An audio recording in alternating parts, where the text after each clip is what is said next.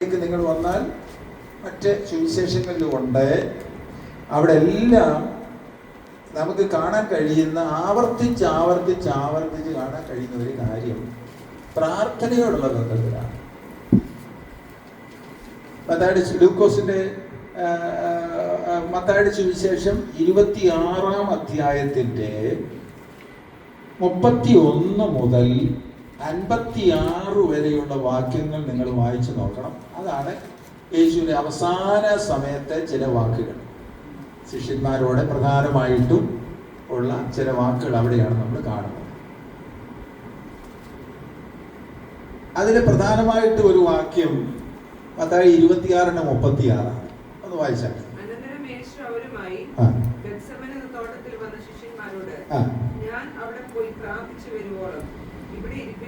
ഞാൻ അവിടെ പോയി പ്രാർത്ഥിച്ചു വരുവോളം നിങ്ങൾ എന്ത് ചെയ്യണം? അവിടെ ഇരുന്നാ പോരാ, പ്രാർത്ഥിക്കണമെന്ന് ആവർത്തിച്ച് പറഞ്ഞിട്ടുണ്ട്. അപ്പൊ ഒരു പ്രധാന ചിന്ത ഏതാണ്? യേശു കർത്താവിന്റെ അവസാന നിമിഷങ്ങളിൽ ശിഷ്യന്മാരോട് പറഞ്ഞു, ഞാൻ പോവുക, വരുന്നവരെ നിങ്ങൾ എന്തോ ചെയ്യണം? പ്രാർത്ഥിക്കണം. അതൊരു പ്രധാനപ്പെട്ട ചിന്തയാണ്.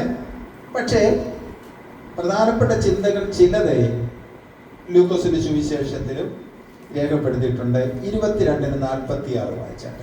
ലൂക്കോസ് 22:46. ലൂക്കോസ് 22:46.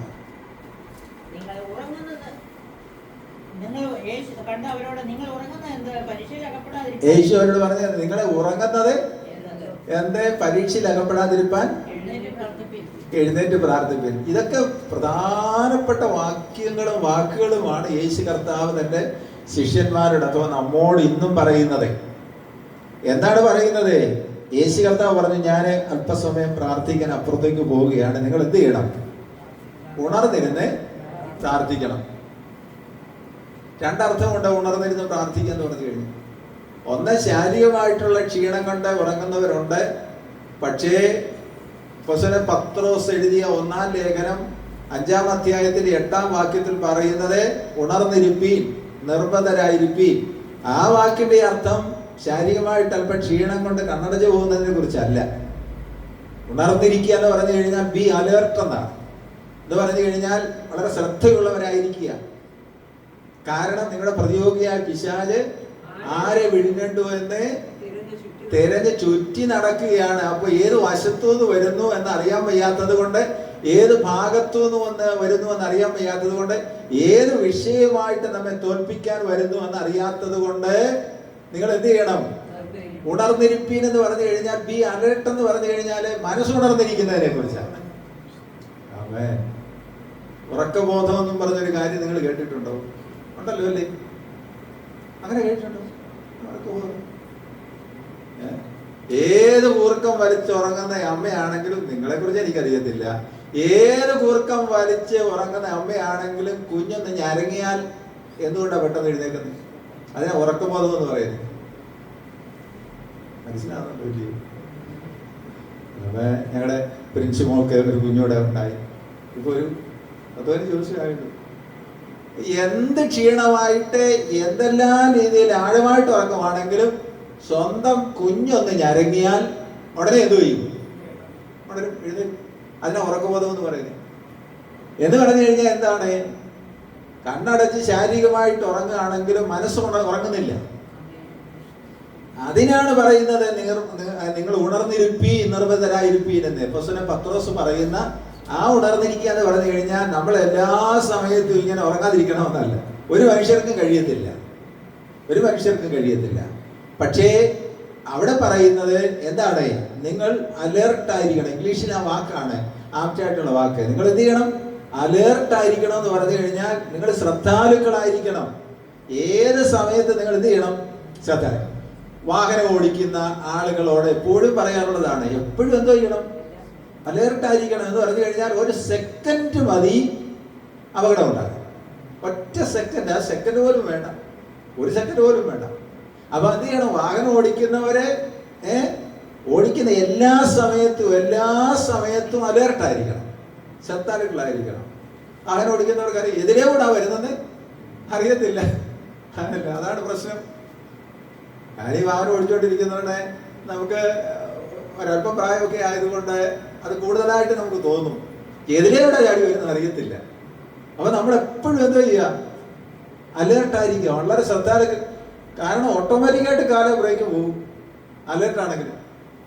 അപകടങ്ങൾ എന്തുകൊണ്ടാണ് ഉണ്ടാകുന്നത്? ഒറ്റ സമയം, ഒരു നിമിഷം കണ്ണടഞ്ഞു പോകുന്നത് കൊണ്ടല്ലേ അപകടങ്ങൾ ഉണ്ടാകും. നമ്മൾ വാർത്തകൾ കണ്ടുകൊണ്ടിരിക്കുക, അധികം സമയമൊന്നും വേണ്ട, ഒറ്റ ഒരു നിമിഷം മതി. കണ്ണടഞ്ഞു പോയി കഴിഞ്ഞാൽ കയ്യിൽ നിന്ന് സ്റ്റിയറിംഗ് പോയി അപകടം ഉണ്ടാകുന്നത്. അപ്പം പറഞ്ഞതേ, നിങ്ങൾ എന്ത് ചെയ്യണം? യേശു കർത്താവ് പറഞ്ഞ ആ വാക്ക് തന്നെ ഒന്ന് ശ്രദ്ധിച്ചു നോക്കിക്കൊണ്ടോ. വായിച്ച് ലൂക്കോസ് 22:46.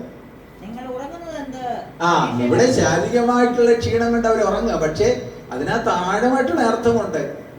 നിങ്ങൾ ഇറങ്ങുന്നത് എന്ത്? നിങ്ങൾ എന്ത് ചെയ്യണം? പരീക്ഷയിലാവപ്പെടാതിരിക്കാൻ എഴുന്നേറ്റ് പ്രാർത്ഥിപ്പിക്കുന്നത്. പരീക്ഷ ആരാ കൊണ്ടുവരുന്നത്? ദൈവത്തിന് പറയാം, ദൈവം ആരെയും പരീക്ഷിക്കുന്നില്ല. പക്ഷെ ഒറ്റ വാക്ക് അവിടെ ഉണ്ട്. ദോഷങ്ങളാൽ എന്ത് ചെയ്യുന്നില്ല? പരീക്ഷിക്കുന്നില്ല. ദോഷങ്ങളാൽ പരീക്ഷിക്കുന്ന ആരാ? പിശാചാണ്. അപ്പൊ പിശാച് എപ്പോഴും ദോഷങ്ങളാൽ പരീക്ഷിക്കാനായിട്ട് ഹവ്വയുടെ അടുത്ത് വന്നൊരു പരീക്ഷ നടത്തുക. അവിടെ തോറ്റുപോയി. ആദവും തോറ്റു. അങ്ങനെ സകല മാനവകുലവും മാനവജാതിയും തോറ്റുപോയി. അവൻ കൊണ്ടുവന്ന പരീക്ഷയിൽ എന്ത് ചെയ്തില്ല? ജയിച്ചില്ല. ദൈവം പറഞ്ഞ ആ വാക്കുകൾ നിരന്തരം മനസ്സിലുണ്ടായിരുന്നെങ്കിൽ, അത് ആഴമായിട്ട് മനസ്സിനകത്ത് പതിഞ്ഞിരുന്നെങ്കിൽ, അതിന്റെ ഗൗരവം മനസ്സിലാക്കിയിരുന്നെങ്കിൽ അവിടെ പരീക്ഷ നോക്കത്തില്ല. അപ്പോ ഉണർന്നിരുന്ന് എന്ത് ചെയ്യണം? പ്രാർത്ഥിക്കുക. അത് ശാരീരികമായിട്ട് ഇരുന്ന് പ്രാർത്ഥിക്കേണ്ട സമയത്തും അങ്ങനെ ചെയ്യണം. മനസ്സ് ഉണർന്നിരിക്കേണ്ട സമയത്തും എന്ത് ചെയ്യണം? അങ്ങനെ തന്നെ ചെയ്യണം. രണ്ട് രീതിയിൽ ഉണർന്നിരിക്കണം. 24 മണിക്കൂർ നമുക്ക് ഉണർന്നിരിക്കാൻ പറ്റത്തില്ല. ശരീരത്തിന്റെ ക്ഷീണമുണ്ട്, ക്ലേശമുണ്ട്. ശരീരത്തിന്റെ ആവശ്യമാണ് ഉറങ്ങുക എന്നുള്ളത്. ഉറക്കം വരാതിരിക്കുന്ന ആളുകൾക്ക് എന്തോ ഒരു ബുദ്ധിമുട്ടും പരാതിയാണെന്ന് അറിയാമോ? ഉറക്കം വരുന്നില്ല എന്ന് പറഞ്ഞു. ശരിക്കും പറഞ്ഞു കഴിഞ്ഞാൽ നന്നായിട്ട് ഉറങ്ങാൻ പറ്റിയെന്ന ദൈവത്തിന്റെ ഒരു കൃപയാണ്. സ്തോത്രം. അവന് ശരീരത്തിന്റെ ആവശ്യമാണ്. മെറ്റബോളിക്കലായിട്ട് ശരീരശാസ്ത്രം അനുസരിച്ച് നമുക്ക് എന്ത് ചെയ്തേ പറ്റത്തുള്ളൂ? ഉറക്കം ആവശ്യമാണ്. റിഫ്രഷ് ചെയ്യുന്നതാണ്. മനസ്സാണെന്നുണ്ടെങ്കിലും ശരീരമാണെന്നുണ്ടെങ്കിലും പുതുക്കം പ്രാപിക്കുന്നത് ഉറക്കത്തിലൂടെ. കാരണം പകൽ മുഴുവൻ നമ്മൾ എന്ത് ചെയ്യാണ്? 100,000 കാര്യങ്ങൾ ചിന്തിച്ച് തലയ്ക്കകത്ത് കയറ്റി പുകച്ച് നടക്കുകയാണ്. അപ്പൊ ഈ തലയ്ക്കൊരു ആശ്വാസം വേണ്ടേ? ഈ തലച്ചോറിന്റെ ഒരു ആശ്വാസം വേണ്ടേ? മനസ്സിനൊരു ആശ്വാസം വേണ്ടേ? അതിന് ദൈവം വെച്ചിരിക്കുന്ന ഉറക്കം. അത്രയും സമയമെങ്കിലും എന്തില്ല? ഈ 100,000 കാര്യങ്ങൾ തലയ്ക്കകത്ത് വരുന്നില്ല. ദൈവം അത് വെച്ചിരിക്കുക. അതുകൊണ്ട് ഉറക്കം ആവശ്യമാണ്. പക്ഷേ പ്രാർത്ഥിക്കുന്ന സമയത്ത് എന്ത് ചെയ്യണം? ഉണർന്നിരുന്ന് പ്രാർത്ഥിക്കണം. സ്തോത്രം. ചില അവസരത്തിൽ ശരീരം ഒത്തിരി അങ്ങ് ക്ഷീണിച്ച് ആണെന്നുണ്ടെങ്കിൽ പ്രാർത്ഥിക്കാൻ ഇരിക്കുന്നവടെ എന്ത് ചെയ്യും? ഇതൊക്കെ അങ്ങ് നിങ്ങൾക്കൊക്കെ അറിയാമോന്ന് എനിക്കറിയത്തില്ല. എനിക്കങ്ങനെ ഉണ്ടായിരുന്നു. ഇവിടെ സൂപ്പർമാൻ ഒന്നും അല്ലല്ലോ. അപ്പോ ഉണർന്നിരുന്ന് അങ്ങനെ ഉറങ്ങിക്കൊണ്ടിരിക്കുന്ന പ്രാർത്ഥിച്ചു കഴിഞ്ഞാൽ വാക്കുകൾ ഇവിടെ പോകുന്നത് ആർക്കും അറിയത്തില്ല, അല്ലേ? അപ്പൊ ഉണർന്നിരുന്ന് എന്ത് ചെയ്യണം? പ്രാർത്ഥന. ഞാൻ പറഞ്ഞോണ്ട് വരുന്നത് യേശു കർത്താവിന്റെ മരണത്തിന് തൊട്ട് മുൻപുള്ള ആ നിമിഷങ്ങളിൽ, അവനെ പിടിക്കുന്നതിന് തൊട്ട് മുമ്പുള്ള നിമിഷങ്ങളിൽ കൂടുതൽ കാര്യങ്ങൾ പറഞ്ഞിരിക്കുന്ന പ്രാർത്ഥനയെ കുറിച്ചാണ് ഞാൻ പറഞ്ഞത്. അത് ആ പ്രാർത്ഥന എത്ര ഇമ്പോർട്ടൻ്റ് ആണ്, പ്രാർത്ഥന എത്ര പ്രാധാന്യമുള്ളതാണെന്ന് ആണ് അത് തെളിയിക്കുന്നത്. സ്തോത്രം. അപ്പോ ഉണർന്നിരുന്ന് പ്രാർത്ഥിക്കണം. യേശു കർത്താവ് നേരത്തെ പറഞ്ഞിട്ടുണ്ടല്ലോ, ലൂക്കോസിന്റെ സുവിശേഷം 18-ാം അധ്യായത്തിന്റെ 1 മുതലുള്ള വാക്യങ്ങളിൽ മടുത്തു പോകാതെ എന്ത് ചെയ്യണം? പ്രാർത്ഥിക്കണം. അപ്പൊ നിങ്ങൾ ഉണർന്നിരുന്ന് എന്ത് ചെയ്യണം? പ്രാർത്ഥിക്കണം. ഉറക്കം വരുന്നെങ്കിൽ, നല്ലതുപോലെ ഉറക്കം വരുന്നെങ്കിൽ ദയവായിട്ട് പ്രാർത്ഥിക്കരുത്. ഉറങ്ങണം, അവിടെ ഇരുന്ന് ഉറങ്ങിക്കോണം. ഈ ഉറക്കം പ്രാർത്ഥന കൊണ്ട് എന്ത് ചെയ്യത്തില്ല, നടക്കത്തില്ല. ഉറക്കം വരികയാണോ അതുപോലെ അവിടെ ഇരുന്ന് ഉറങ്ങണം. കുറച്ച് കഴിഞ്ഞിട്ട് ഫ്രഷ് ആയിട്ട് എഴുന്നേറ്റ് പ്രാർത്ഥിച്ചാൽ മതി. ദൈവം അങ്ങനെ പ്രത്യേകിച്ച് സമയമൊന്നും നിശ്ചയിച്ചിട്ടില്ല. യഹൂദന്മാർക്കായിരുന്നു രാവിലെ ഉച്ചയ്ക്കും വൈകിട്ടും. അങ്ങനെ നമുക്ക് സമയമൊന്നും നിശ്ചയിച്ചിട്ടില്ല. ഇടപെടാതെ പ്രാർത്ഥിപ്പിക്കുന്നത്, നിരന്തരം പ്രാർത്ഥിക്കും. വിത്തൗട്ട് സീസിങ്, പ്രേ വിത്തൗട്ട് സീസിങ് എന്ന് പറഞ്ഞു കഴിഞ്ഞാൽ നിർത്താതെ പ്രാർത്ഥിക്കുക എന്നൊക്കെ പറഞ്ഞു കഴിഞ്ഞാൽ പല അർത്ഥങ്ങളാണ്.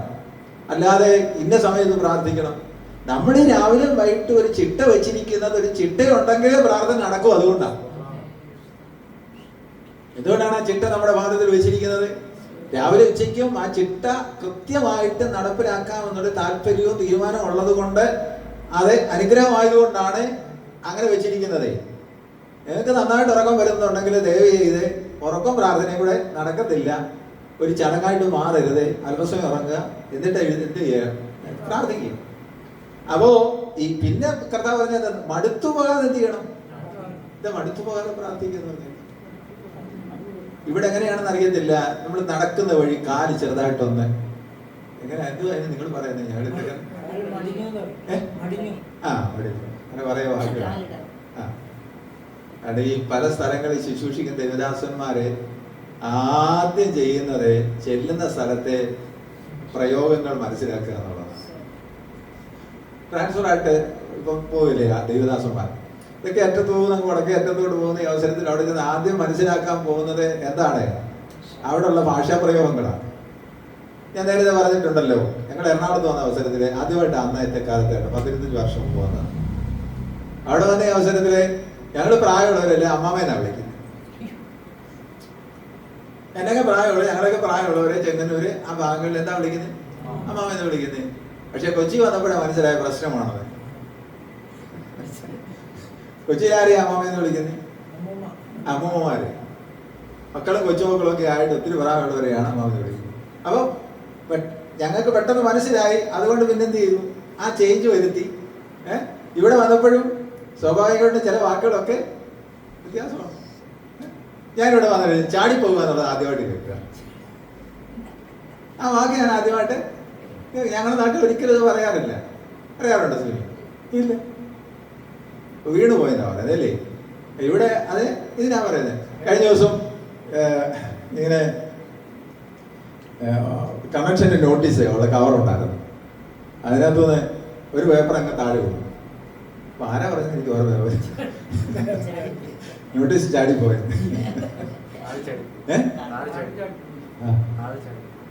അപ്പോ പ്രയോഗങ്ങളുണ്ട്.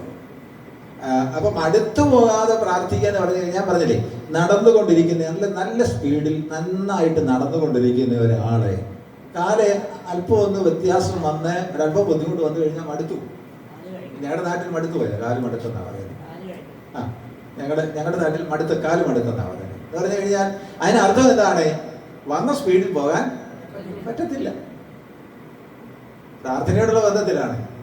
അല്ല, ഊർജിതമായിട്ട് ഉത്സാഹമായിട്ട് താല്പര്യത്തോടുകൂടെ പ്രാർത്ഥിച്ചു കൊണ്ടിരിക്കുന്ന ഒരാളെ വചനത്തിന്റെ ഈ വിഷയം ഈ പ്രയോഗം അനുസരിച്ച് മടുത്തു പോയി കഴിഞ്ഞാൽ പിന്നെ എന്ത് ചെയ്യണ്ട?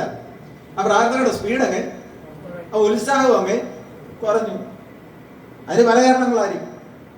നമ്മൾ നാളുകളെ ഒരു വിഷയത്തെ വേണ്ടി പ്രാർത്ഥിച്ചു കൊണ്ടിരിക്കും. അവരുടെ മനസ്സിനകത്തൊരു മടുപ്പ് തോന്നും. അത് ആ വാക്ക് എനിക്ക് തോന്നുന്നു കുറച്ച് ബൈബിളിലെ വാക്കുകൾ പലതും ഈ തെക്കൻ ഭാഗത്തോട് ചേർന്നുള്ള വിവർത്തനമാണ് അവിടെ വന്നിരിക്കുന്നത്, വാക്കുകൾ വന്നിരിക്കുന്നത്.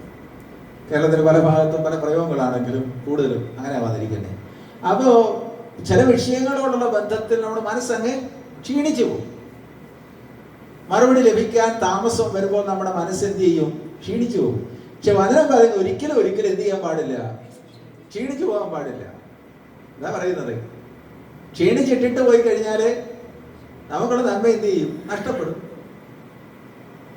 ഞാനിങ്ങനെ കേട്ടിട്ടുണ്ട്, ഒരു സ്ഥലം ഒരാൾ വാങ്ങിച്ചു. വളരെ ഉണങ്ങിയ സ്ഥലമാണ്, വെള്ളം ഒട്ടും കിട്ടാതെ പറ്റാത്ത സ്ഥലമാണ്. നല്ല വില കൊടുത്ത് വാങ്ങിച്ചതാണ്, കൃഷിക്ക് വേണ്ടി വാങ്ങിച്ചതാണ്, വെള്ളം കിട്ടുമെന്ന് വാങ്ങിച്ചതാണ്. അയാൾ ഒരു കുഴി കുഴിച്ചു. അയാൾ വിശ്വാസം കൊണ്ട് ഇങ്ങനെ കുഴിച്ചു തിരക്കേടില്ലാത്ത നില നീങ്ങാണ് മുന്നോട്ട്. കുറെ കഴിഞ്ഞ അവസരത്തിൽ കൂടി മടുത്തു പോയി. നല്ല വിലയ്ക്ക് വാങ്ങിച്ച സ്ഥലമാണ്, അത് കിട്ടുന്നില്ല, വെള്ളം കിട്ടുന്നില്ല. വിശ്വാസം കൊണ്ട് കുറെ കുഴിച്ചു.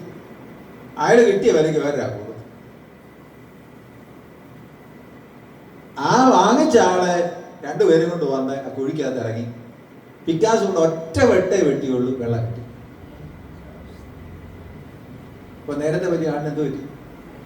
ഒരു വെട്ടിയുടെ പോരാ, പിക്കാസ് കൊണ്ട് ഒറ്റ ഒരു വെട്ടിയുടെ മതിയായിരുന്നു. പക്ഷെ അയാളുടെ മനസ്സെന്ത് ചെയ്തു? മടുത്തു പോയത് കൊണ്ട് നന്മ മുഴുവനും നഷ്ടപ്പെടും. എന്താ ഞാൻ പറഞ്ഞൊരു കാര്യം, നമ്മുടെ പ്രാർത്ഥനാ വിഷയത്തോടുള്ള ബന്ധത്തിൽ ഒരു കാലത്തും മടുത്തു പോകാൻ പാടില്ല. നമ്മൾ പ്രാർത്ഥിക്കുന്ന ആരോടാണ്? ദൈവത്തോട്. ദൈവം അത് ചെയ്യും, ദൈവത്തിന്റെ സമയത്ത് ചെയ്യും. നമ്മളല്ല സമയം നിശ്ചയിക്കുന്നേ. നമ്മൾ നിശ്ചയിക്കുന്ന സമയത്ത് ചെയ്താൽ ഒരുപക്ഷെ ശരിയാകത്തില്ല. ദൈവം നിശ്ചയിക്കുന്ന സമയത്ത് ചെയ്താൽ കൃത്യമായിട്ടും. പക്ഷെ ഞാൻ ഒരു കാര്യം പറയാം, ദൈവം തക്ക സമയത്ത് നീക്കുപോക്ക് ഉണ്ടാക്കും. അത് നിങ്ങൾ അറിഞ്ഞിരിക്കണം. എവിടെ തന്നെ വായിച്ചു വരുന്നത്, യേശു കർത്താവിന്റെ ശുശ്രൂഷ നമുക്കറിയാം. ഏലിയാവിന്റെ ശുശ്രൂഷ മിക്കവാറും വടക്കേ ദേശത്തായിരുന്നു. വടക്കേ ദേശം എന്ന് പറഞ്ഞു കഴിഞ്ഞാല് ഇസ്രായേലിനോട് ബന്ധപ്പെട്ട ഇസ്രായേലിന് ലഭിച്ചിരുന്ന ആ സ്ഥലമാണ്. അതിനപ്പുറത്തോട്ട് ഏലിയാവ് പോകത്തില്ല. ഏലിയാവിനെ എന്തിനാണ് വടക്കേ ദേശമായിരിക്കുന്ന ഇസ്രായേലിന്റെ ദേശം എന്നറിയുന്നതിന് അപ്പുറത്തോട്ട് വിട്ട് എന്തിനാ? എവിടോട്ടാ പറഞ്ഞു വിട്ടത്? കെരീത്തോട്ടില് വെള്ളം പറ്റി, കാക്കയുടെ വരവും.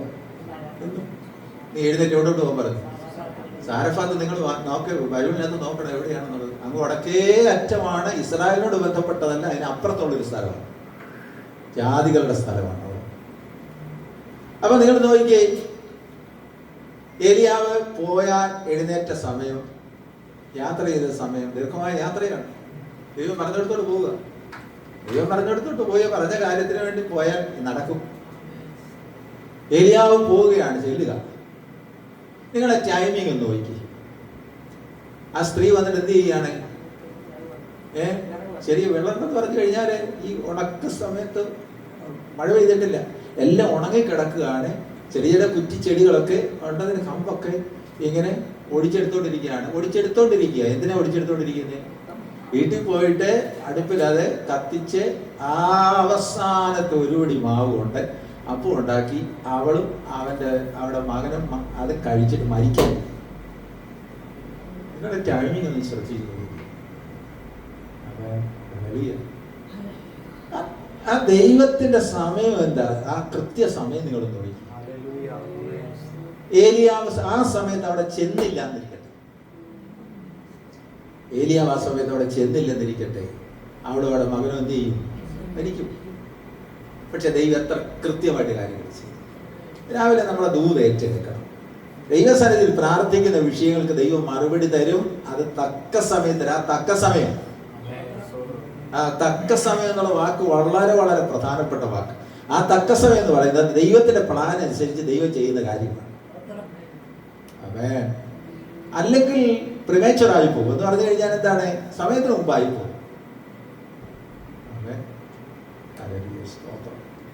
സമയത്തിന് മുമ്പ് ഒരിക്കലും ബുദ്ധിയുള്ളവരും പരിജ്ഞാനമുള്ളവരും എന്ത് ചെയ്തില്ല. ഞങ്ങളുടെ പ്രിൻസിപ്പള് ഭയങ്കര ബുദ്ധിമുട്ടാണെന്ന് പറഞ്ഞു കഴിഞ്ഞാല് കിടക്കാൻ പറ്റത്തില്ല, ഉറങ്ങാൻ പറ്റത്തില്ല, ഒന്നും പറ്റത്തില്ല. എപ്പോഴും വലിയ ബുദ്ധിമുട്ടാണ്. അവിടെ ഡോക്ടർ എടുക്കറ്റ 2-3 പ്രാവശ്യം പെട്ടെന്ന് പോകേണ്ടി വന്നു. അപ്പൊ അവിടെ പ്രതീക്ഷ എന്തായാലും ചോദിച്ചു കഴിഞ്ഞാല് ഇൻഡ്യൂസ് ചെയ്യും. കുറച്ച് ദിവസം മുമ്പാണെങ്കിലും കുഴപ്പമില്ല എന്നുള്ളതാണ്. കാരണം ബുദ്ധിമുട്ടാണ്. അവസാനം പോയപ്പോഴും അവർ പറഞ്ഞു 37 മാസം കൃത്യമായിട്ട് കഴിഞ്ഞ് എന്ത് ചെയ്തു? ഭയങ്കര ബുദ്ധിമുട്ടാണ്. 37 മാസം കഴിഞ്ഞു. അത് നോർമലായിട്ട് തന്നെ കാര്യമാണ്.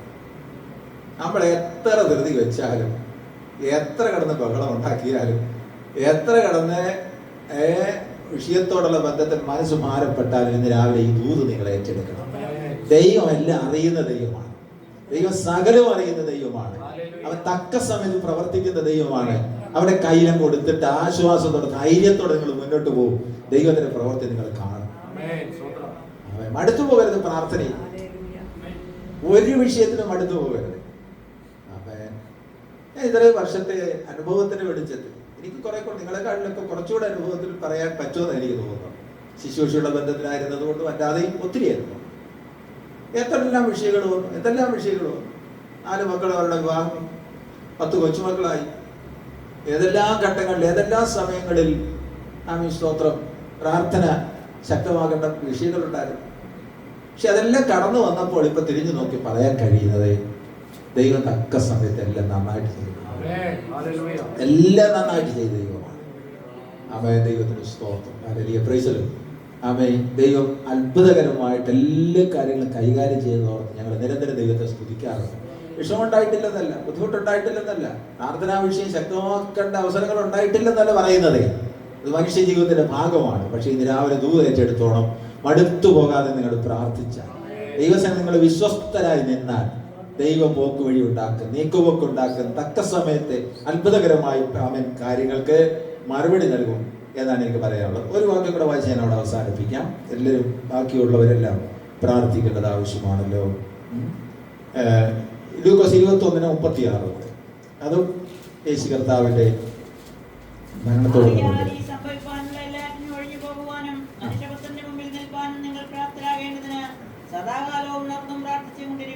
സദാകാലവും എന്ന് പറഞ്ഞു കഴിഞ്ഞാൽ എല്ലാ സമയത്തും പ്രേ വിത്തൗട്ട് സീസിങ് എന്നാണ് അവിടെ എഴുതിയിരിക്കുന്നത്.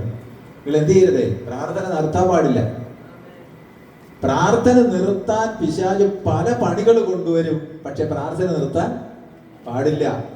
കാരണം നമ്മുടെ വിഷയങ്ങൾക്ക് മറുപടി അത് മാത്രമാണ്. നമുക്ക് ദൈവത്തിൽ നിന്ന് മാത്രമാണ് മറുപടി ലഭിക്കേണ്ടത്. ആ വിഷയങ്ങൾക്ക് പ്രാർത്ഥിക്കുമ്പോൾ എന്ത് ചെയ്യാൻ പാടില്ല? നിർത്താൻ പാടില്ല. ആമേൻ. ഹല്ലേലൂയ. Praise the Lord. എനിക്കറിയാം നിങ്ങളുടെ കുഞ്ഞുങ്ങളെ ഓർത്ത്, കൊച്ചുമക്കളെ ഓർത്ത് നിങ്ങൾ നിരന്തരം പ്രാർത്ഥിക്കുന്നവരാണ്. പല വിഷയങ്ങളുണ്ട്. പക്ഷെ നിങ്ങൾ ഏറ്റെടുത്തു കൊള്ളണം. ദൈവസന്നിധിയിൽ പ്രാർത്ഥന മുടക്കാൻ പറ്റത്തില്ല, നിർത്താൻ പറ്റത്തില്ല. ദൈവത്തോട് ബന്ധപ്പെടുന്നതാണ് പ്രാർത്ഥന എന്ന് പറയുന്നത്. പ്രാർത്ഥന നിർത്തിയാൽ അതിന്റെ അർത്ഥം നിങ്ങൾ ദൈവത്തോടുള്ള ബന്ധം തീർന്നു. നമ്മുടെ ഗ്രാൻഡ് പേരൻസ്, നമ്മുടെ മാതാപിതാക്കള്, നമ്മുടെ അങ്ങനെയുള്ളവരുമായിട്ട് നമ്മുടെ ബന്ധം എത്ര ഊഷ്മളമാണ്. അതെന്തുകൊണ്ടാണെന്ന് അറിയാമോ? നമ്മൾ തമ്മിൽ ഉള്ള കമ്മ്യൂണിക്കേഷൻ ഉള്ളതുകൊണ്ട്. നമ്മൾ തമ്മിൽ നിങ്ങൾ അങ്ങോട്ട് അന്യോന്യം സംസാരം നിർത്തിയാൽ തീർന്നു, ഇവിടെ ബന്ധം തീർന്നു. ബന്ധത്തിന്റെ ഏറ്റവും പ്രധാനപ്പെട്ട ഘടകം എന്ന് പറയുന്നത് കമ്മ്യൂണിക്കേഷനാണ്. ഇവിടെ സംസാരിക്കുന്നതാണ്.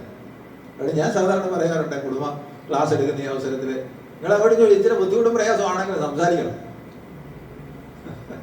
കാരണം സംസാരം നിർത്തിയാൽ പരിപാടി കഴിഞ്ഞു. അത് ദീർഘിപ്പിക്കും പിശാച്. പിശാചിന്റെ ഏറ്റവും വലിയ തന്ത്രം എന്ന് പറയുന്നത് അങ്ങോട്ടും ഇങ്ങോട്ടുള്ള കമ്മ്യൂണിക്കേഷനിൽ ബ്രേക്ക് ചെയ്തിട്ട് അത് ആ ബ്രേക്ക് ദീർഘിപ്പിക്കുക എന്നുള്ളതാണ്. പക്ഷെ എത്രയും പെട്ടെന്ന് അത് ശരിയാക്കി അന്യോന്യം സംസാരിക്കാൻ കഴിഞ്ഞാൽ നിങ്ങളുടെ ബന്ധം പിന്നെയും പുനഃസ്ഥാപിക്കപ്പെടുക. ദൈവത്തോടുള്ള ബന്ധത്തിൽ കൂടെ ഞാൻ പറയുന്നത്. അതുകൊണ്ട് പ്രാർത്ഥന യാതൊരു കാരണവശാലും നിർത്താൻ പാടില്ല. പ്രാർത്ഥന മടുത്തു പോകാതെ പ്രാർത്ഥിക്കണം. യേശു കർത്താവ് പറഞ്ഞ വാക്കിലേക്ക് തിരിച്ചു വന്ന് അവസാനിപ്പിക്കുക. ഞാൻ പോയിട്ട് വരുന്നത് വരെ നിങ്ങൾ എന്തോ ചെയ്യണം? പ്രാർത്ഥിക്കും. കർത്താവ് വന്നു കഴിഞ്ഞാൽ പ്രാർത്ഥനയുടെ ആവശ്യമില്ല. നമ്മൾ മനസ്സിലാക്കണം. യേശു കർത്താവ് മടങ്ങി വന്നു കഴിഞ്ഞാൽ പ്രാർത്ഥനയുടെ ആവശ്യം ഇല്ല. കർത്താവ് പോയിരിക്കുന്നു, മടങ്ങി വരുന്ന വരെയുള്ളൂ പ്രാർത്ഥനയുടെ ആവശ്യം. യേശു കർത്താവ് വന്നു കഴിഞ്ഞാൽ പ്രാർത്ഥനയുടെ ആവശ്യമില്ല. ലോകത്തിന് ഒന്നിനെക്കുറിച്ചും പറയേണ്ട ആവശ്യമില്ല. കഴിഞ്ഞ ദിവസം ഒരു കല്യാണത്തിന് ഒരു പ്രായമുള്ളൊരു ദൈവദാസൻ കല്യാണം ഉറപ്പുണ്ടായിരുന്നു. പ്രായമുള്ളൊരു ദിവസം പറഞ്ഞ എൻ്റെ മനസ്സിനെ സ്ട്രൈക്ക് ചെയ്തു. ഇവിടെ സ്വർഗത്തിൽ പോകാൻ ഇരിക്കുകയാണ്. എന്തിനാണെന്ന് അറിയാമോ? അദ്ദേഹം ഒരു 80 വയസ്സ് കഴിഞ്ഞ ആളാണ്. ഭാര്യ മരിച്ചു പോയാൽ, ഭാര്യയെ കാണാൻ, മക്കളെ കാണാൻ. പക്ഷെ അദ്ദേഹം പറഞ്ഞറിയാം, എനിക്ക് എൻ്റെ ഭാര്യയെ കാണാനും മക്കളെ കാണാനല്ല ആഗ്രഹം, യേശു കർത്താവിന്റെ മുഖം കാണാൻ ആഗ്രഹം. അത് സ്ട്രൈക്ക് ചെയ്ത് എനിക്കത്. കാരണം നമ്മുടെ ആദ്യത്തെ ആഗ്രഹം എന്തുവാ? ആദ്യത്തെ ആഗ്രഹം രക്ഷകന്റെ മുഖം കാണുക, യേശു കർത്താവിനെ കാണുക എന്നുള്ളതാണ് ആദ്യത്തെ ആഗ്രഹം എന്ന് പറയുന്നത്. അതിനായിട്ട് നമ്മൾ പ്രത്യാശയോടെ ആയിരിക്കുന്നത്. അതുവരെ എന്ത് ചെയ്യണം? പ്രാർത്ഥന മുടക്കരുത്. പ്രാർത്ഥന ശക്തമായിട്ട് കൊണ്ടുപോകുക. പറഞ്ഞ വാക്കുകൾ നിങ്ങൾ ആരും സ്തോത്രം മറന്നു പോകരുത്. ദൈവം തക്ക സമയത്ത് പ്രവർത്തിക്കുന്ന ദൈവമാണ്. ആ പ്രാർത്ഥന മടുത്തു പോകാതെ തുടരുക. ദൈവം നിങ്ങളെ അനുഗ്രഹിക്കട്ടെ. കണ്ണുകളടച്ച് നമുക്കൊരു നിമിഷം സമർപ്പിച്ചു കൊടുത്ത് പ്രാർത്ഥിക്കാം. കേട്ടോ, വചനത്തിന്റെ വെളിച്ചത്തിൽ നമ്മളെ തന്നെ ഒന്ന് സമർപ്പിച്ചു കൊടുത്ത് നിങ്ങൾ പ്രാർത്ഥിച്ചാട്ടെ.